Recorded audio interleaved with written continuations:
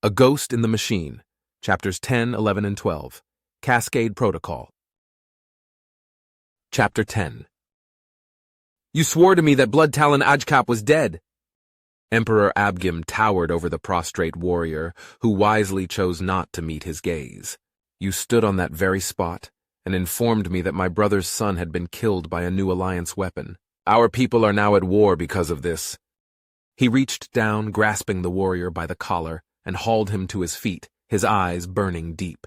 And yet now, the reports from Xuhak tell a very different tale. That in fact, Blood Talon Ajkap is very much alive.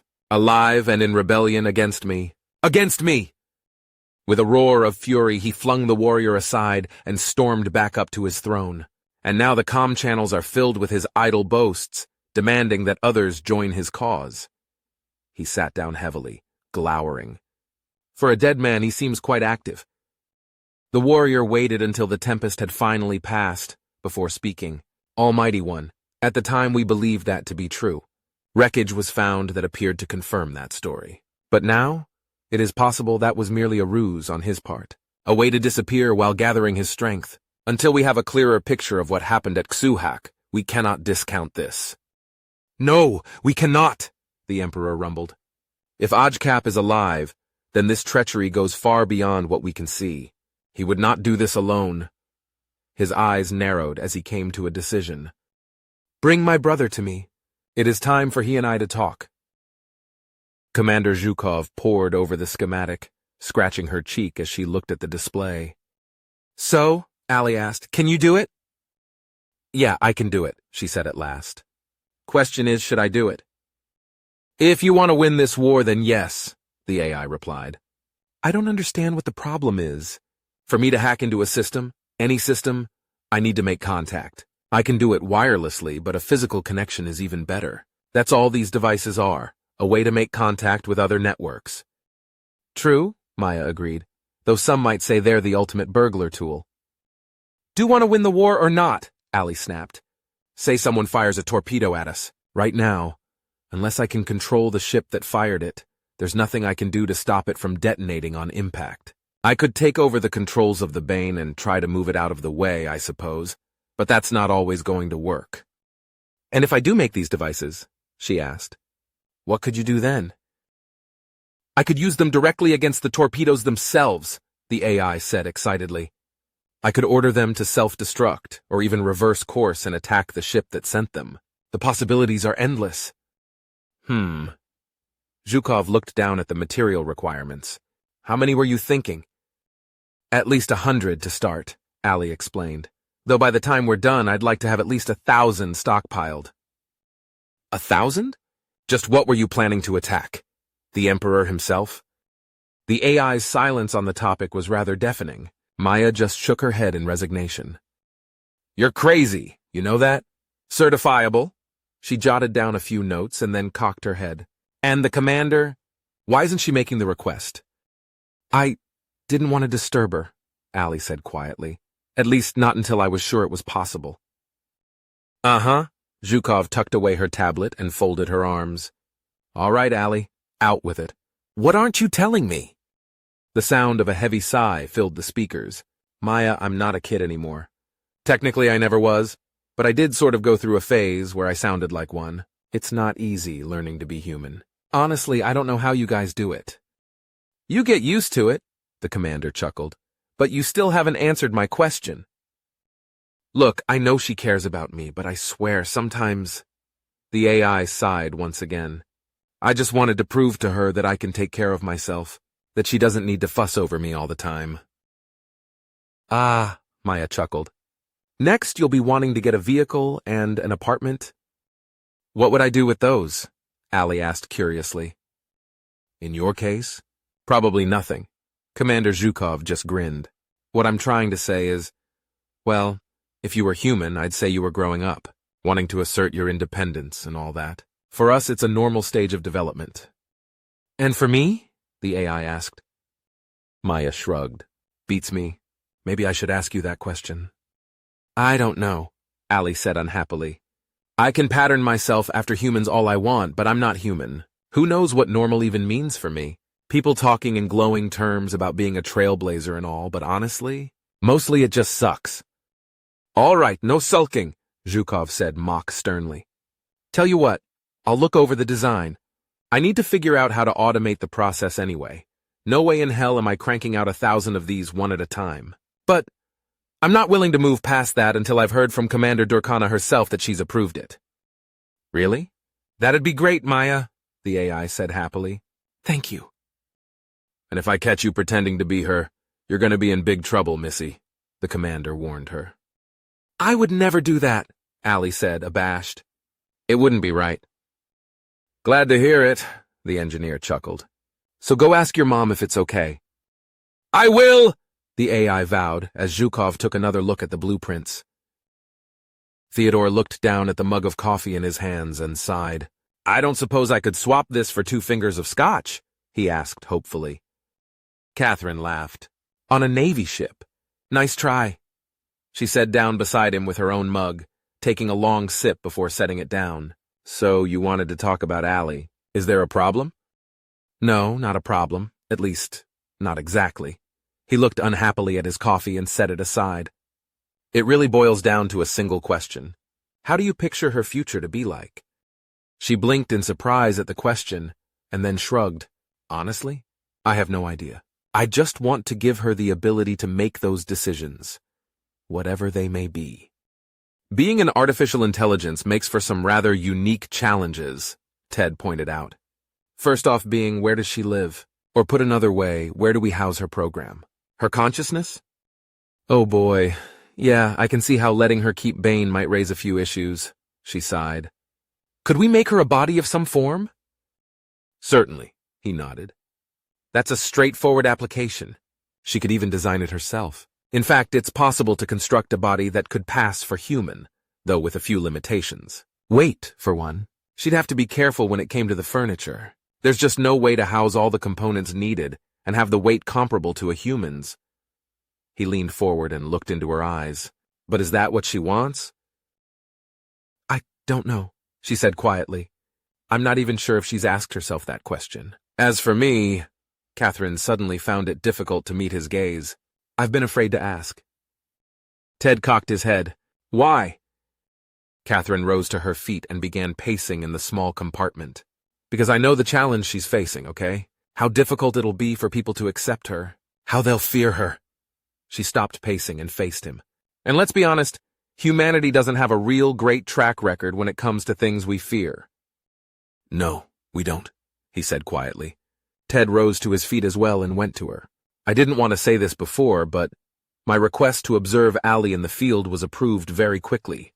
A lot faster than I'm used to seeing the government or military operate. She grabbed him by the arms and stared into his face. What are you saying? What does that mean? I don't know, he told her, but I can make a few guesses. Someone wants my data, you can be sure of that, but what they plan on doing with it. Now you listen to me, Catherine said in dangerous tones. Allie's life depends on you writing a report that doesn't make her out to be some kind of a threat. Catherine, you have to know I'm on her side, as well as yours, Ted said softly. But what I'm saying is, I'm worried that it won't matter what I put into that report, that someone will spin whatever I write into something that supports their own agenda. I'm worried that their minds are already made up. Bjarnason! She snarled, saying his name like a curse. Probably, he nodded. But if that's true, then he's not doing this on his own. Someone above him is giving him his marching orders. Who? She demanded. I have no idea, he sighed. That's your side of the fence, not mine. But whoever they are, they're worried, and I'm pretty sure I know why. Why? She said in frustration. What has she ever done to harm them? We're out here fighting for them. It goes back to that question I asked you about her future. You see, there's another possibility. Catherine, what if she decides she doesn't want to live anywhere? Or at least not in any one specific place? Catherine stepped back, shaking her head in confusion. I don't understand. You're not making any sense. She has to exist somewhere. Ted was silent for several long moments, before he finally responded. Not if she decided to live in the datanet itself, he said at last. Her brow furrowed as she tried to picture that. So, what? She'd just float around? Ted shrugged. In a sense, I suppose. It's certainly possible. But think for a moment what that would mean to someone who's already worried about her.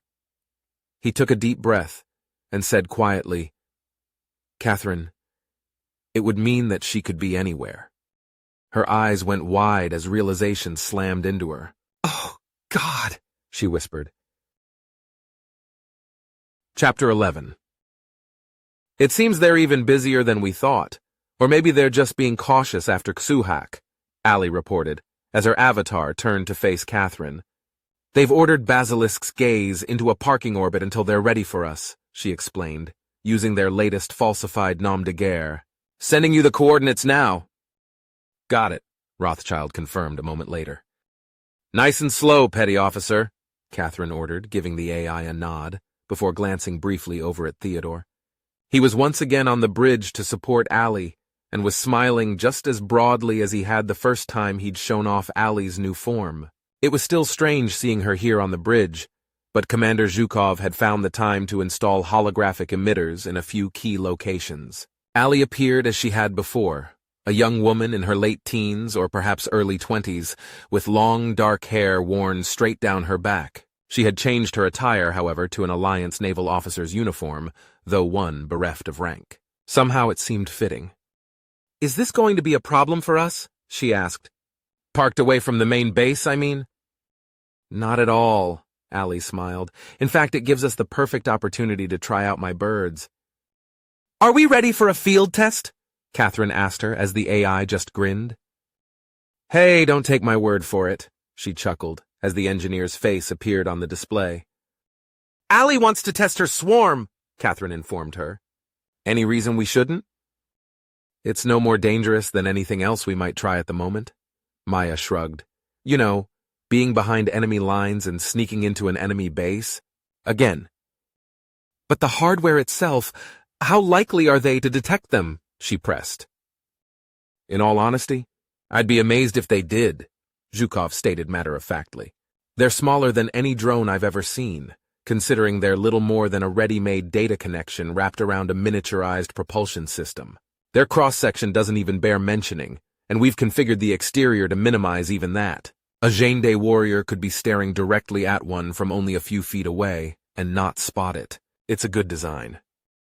Well then, if you're that confident, I see no reason not to give Allie her head. Ready the swarm, Catherine ordered. Just need to open the exterior port, the engineer nodded. They're ready whenever Allie is. Kiai Base was somewhat different than their previous target.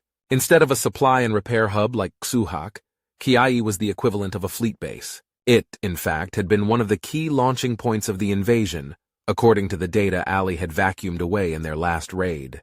Those ships were now in Alliance space, of course, but the Empire had no intentions of resting on their laurels. A second wave was being readied as they too called up vessels and squadrons from regions far from the front lines.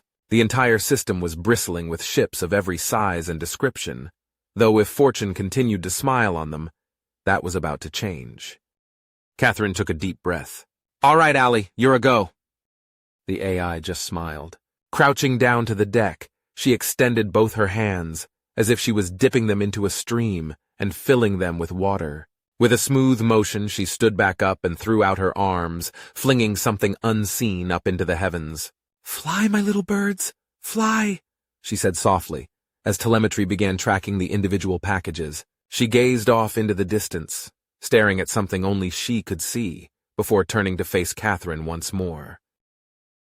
It will be a few minutes before the swarm reaches their destinations, Allie explained, and of course, the farther away the longer it will take. Once they begin tapping into the various networks, I will proceed with the objective. Allie, any potential problems with regards to bandwidth? Theodore asked. I don't believe so, no, the AI said after a moment. If something like that does come up, I'm confident I can rotate through the various connections fast enough that it won't make a noticeable difference. I suspect you're right, he agreed, but if you do run into any problems, keep me informed. I will, she smiled, and then turned back towards the display. I have made the first connection, she said suddenly, her movements coming to an abrupt halt. I will inform you of any important developments, she told them, as her holographic image froze in place. It indicated she was devoting all her attention to the battle ahead. Catherine watched the AI's still form for almost a minute before turning to Teddy. "I hate this part," she admitted. "The waiting, I mean." "I know what you mean. They also serve who only stand and wait," he quoted wryly. "I hadn't pegged you for someone interested in poetry," she said in surprise. "Especially a poet like Milton." "Blame Allie," he chuckled. "She was the one that started bringing various works to my attention. I'll admit my education was a little lacking in that area. Curse of focusing on the sciences."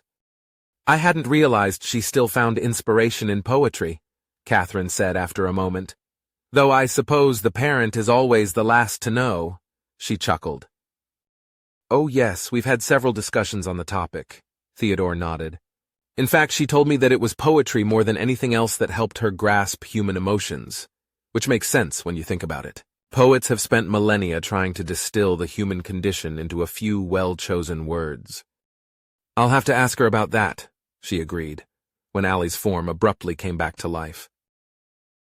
"Uh-oh, we may have a problem," the AI said without warning. "If they've detected you, get out of there," Catherine ordered, only for the hologram to shake its head. "No, they haven't noticed me yet, I'm certain of that," she assured them. "But I just found the current manifest of all ships here at Kiai Base." "Damn it," she said fiercely. "The real basilisk's gaze is already here, isn't it?" "No, we dodged a bullet there, luckily," Allie explained as the rest of the bridge crew sighed in relief. "However, Strega's curse docked 3 days ago." Catherine froze for a moment as she considered the possible fallout of that information. "I thought she was supposed to be in another sector," she asked.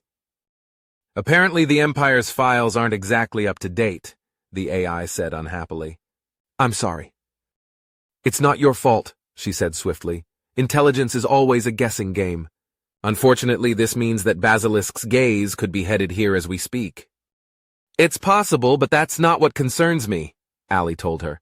"Once I trigger my little surprises, well, you know what will happen. The Empire is sure to investigate sooner or later, just as I'm certain they already are at Xuhak. If they start comparing notes, Strega's curse is going to show up on their radar. Questions will be asked. Questions that could possibly cost us the element of surprise." She paused, fidgeting nervously as she gnawed briefly on her lower lip. "Catherine, we should abort." The commander slowly blew out a puff of air as she leaned back in her seat, her brow furrowed in concentration. "No," she said at last. "We're already here, and you're already elbow-deep into their network, aren't you?" "I am, but—" Allie began, only to be cut off. "There's always an inherent risk in warfare, Allie," Catherine said calmly. "It comes with the territory. And besides, if we do abort, what happens with those ships?" "They'll be sent to Alliance space in the second wave," the AI said quietly. "Exactly.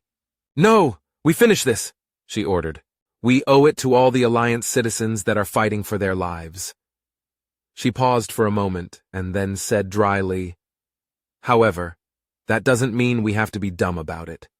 The moment you trigger your booby traps and they start shooting at each other, I want us making for empty space as fast as the engines will take us. I'd rather they think of us as cowards instead of as potential targets." "Yes, ma'am," Allie nodded vigorously. "I'll finish this as quickly as I can." "Don't rush it," Catherine warned. "Last thing we need is to trigger an alarm in our haste." Allie appeared to take a long, calming breath, though of course she had no need for oxygen. "I'm on it," she said finally, as she turned back to her task. "That's my girl," she whispered with pride. Kobold's Bane was burning hard to put the Kiai system far behind them as the Imperial fleet tore itself to pieces. They watched the carnage as they ran for freedom, while Catherine stared at the imagery over steepled fingers.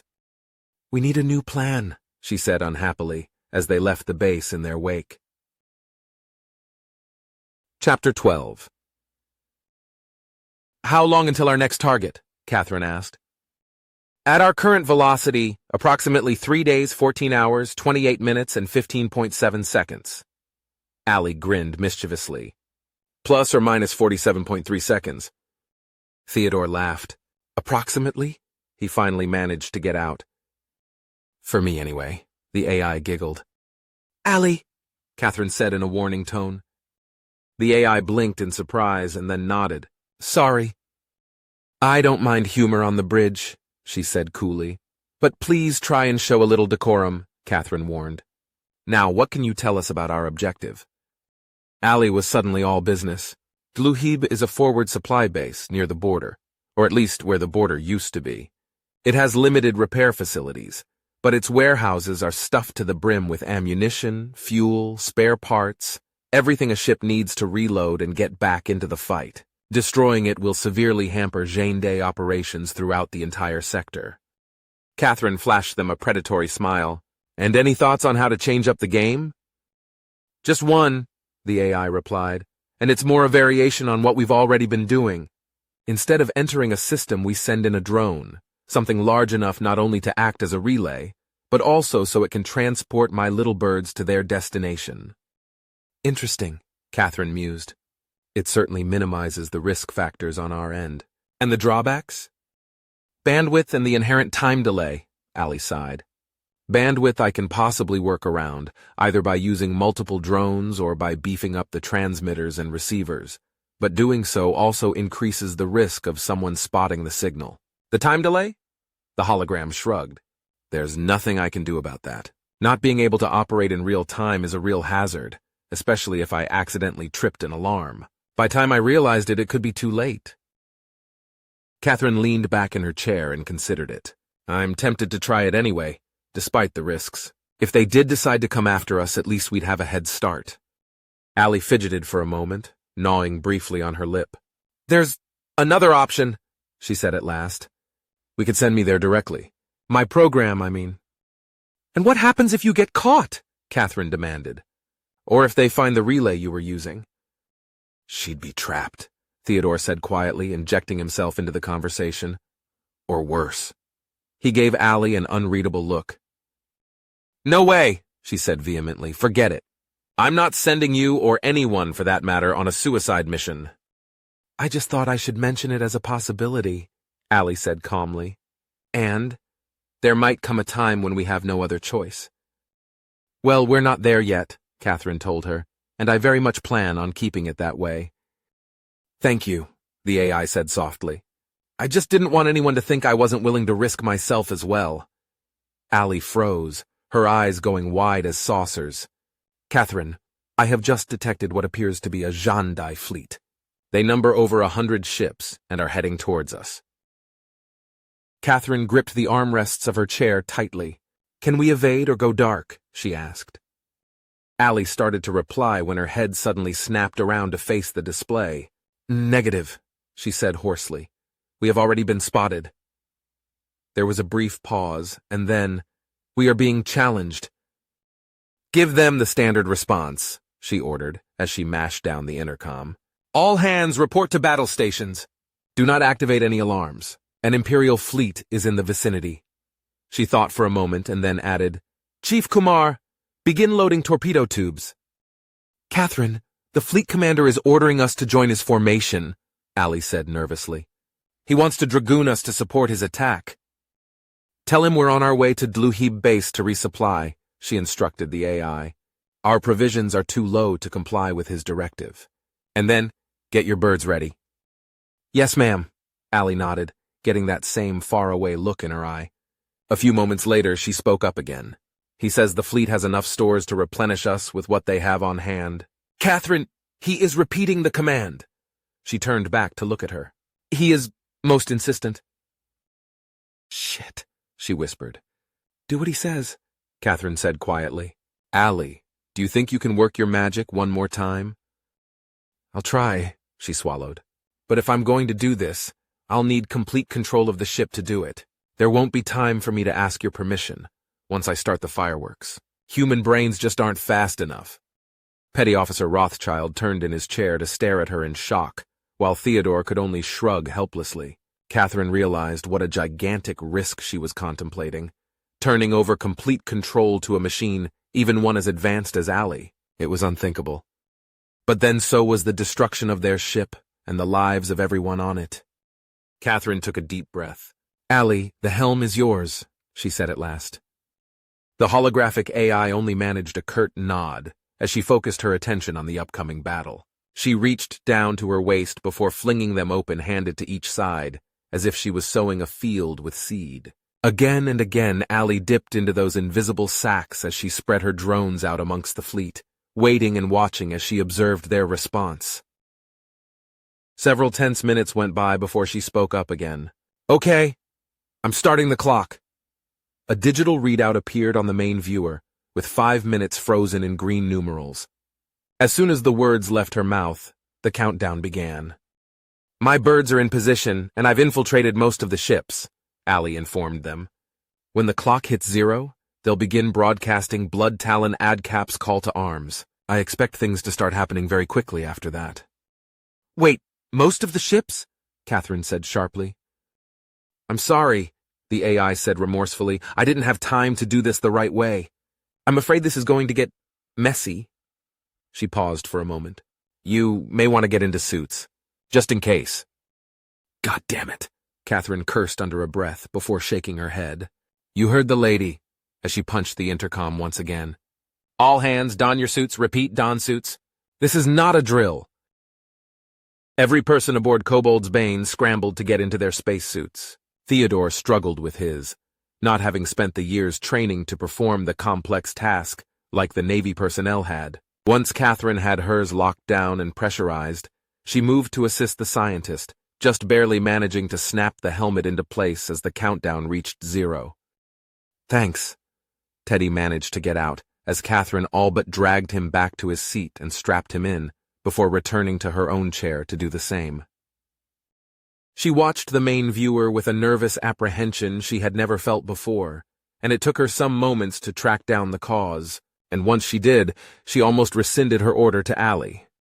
For the first time in her life, she was going into combat as little more than a glorified passenger. Oh, she'd been in situations where others made the decisions and fired the weapons, but this was different. It shouldn't have been, but it was, and it required several more moments of soul-searching to track down the reason. Catherine had always prided herself on her self-honesty, of being able to look into the mirror and see what was there, warts and all, but when she realized the truth, she suddenly felt physically ill. It was a question of trust, and there was a part of her that couldn't fully trust a machine. "God help me, I'm no better than Kumar," she thought with sudden self-loathing. "And if I can't trust her completely, who can?" Her mind shied away from the answer, but her heart knew the truth. No one. Catherine was yanked out of her self-recrimination as Allie spoke to her through the helmet radio. "Accusations are starting to fly back and forth between the ships," she warned her. "It won't be long before—" Allie didn't finish her sentence. She didn't have to. Suddenly, ships all around them opened fire as the fleet began to disintegrate into a bloody melee. And Kobold's Bane was at ground zero.